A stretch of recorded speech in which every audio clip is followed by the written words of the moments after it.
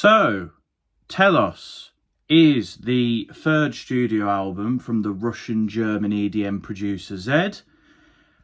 Probably, if you know him, you'll know him for some of his hits back in the day, like Gravity, Stay the Night, Stay, Get Low. Of course, Liam Payne comes to mind due to his recent passing.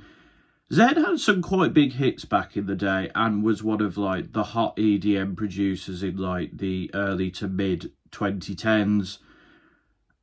This is his first album in 9 years, so he's been taking his time and to craft this record. But for me, I feel like it sort of has good intentions, but it doesn't quite hit the landing. I think this record takes risks for an EDM record, but they don't quite always mesh. And sometimes this record gets plagued by the sort of blaringness and these of EDM. And it leads to a few tracks here either just not being particularly interesting or just not quite meshing. First two tracks, Out of Time and Tangerine Rays, both feature B. Miller, who is a singer that doesn't really stand out to me, doesn't really give a performance that makes you want to go listen to the rest of their music. They're fine, but they don't stand out.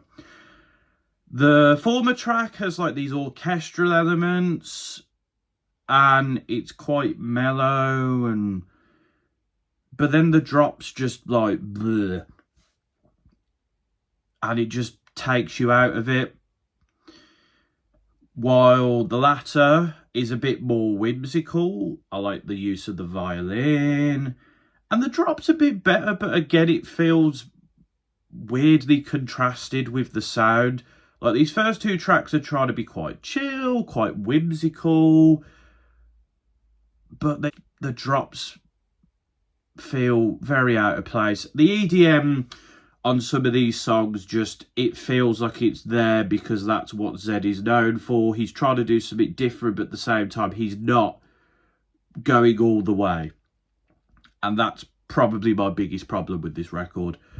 We then get Shanty. I like the mellow vibes. I like the Middle Eastern influence, the use of a choir here. It sounds really nice and you can see Zedd's trying to do something. And then you just get this chaotic drop and it again takes you out. I like that Zedd's trying to be a bit more forward thinking.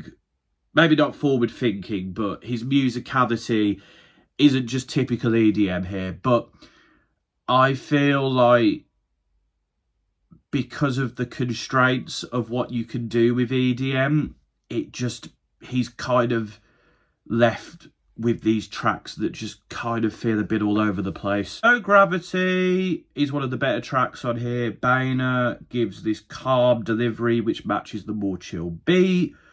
The drop sort of flows a lot nicely, but it feels a bit generic. It's not particularly that interesting. Sona again is another track which I'm left feeling conflicted on. I really like the use of flute and the Celtic influence here. It's really interesting. It's a bit different. And then the EDM drop just comes in and it feels very out of place and it feels rather silly, to be quite honest.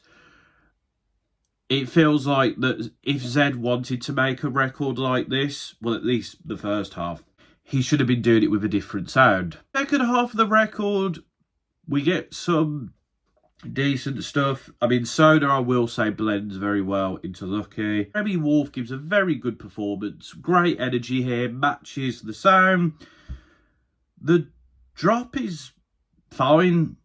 It's okay. But the song is way too short. It's here, then it's gone. And, you know, I think you could have done something a bit more interesting with Remy Wolf. I think this track feels the most complete and the most succinct.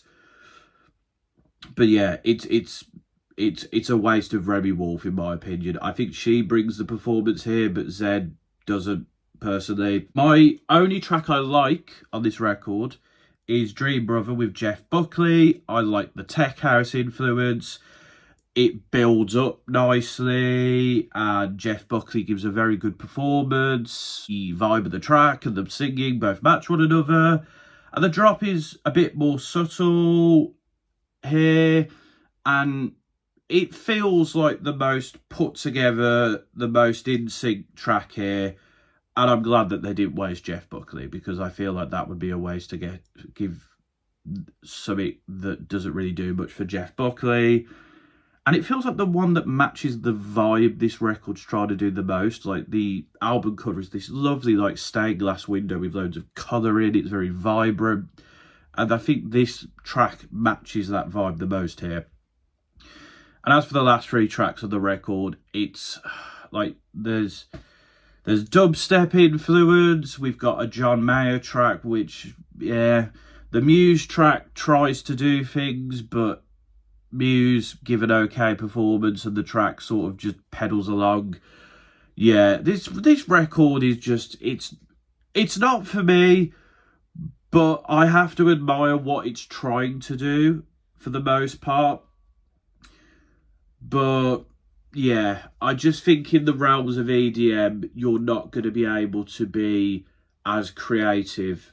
I think Zedd has shown that you can try, but at the end of the day, with that sort of style of, you know, building up a drop, you know, calm down, build back up to another drop sort of style, doesn't really work, especially with like the Middle Eastern influences or the use of Celtic influences.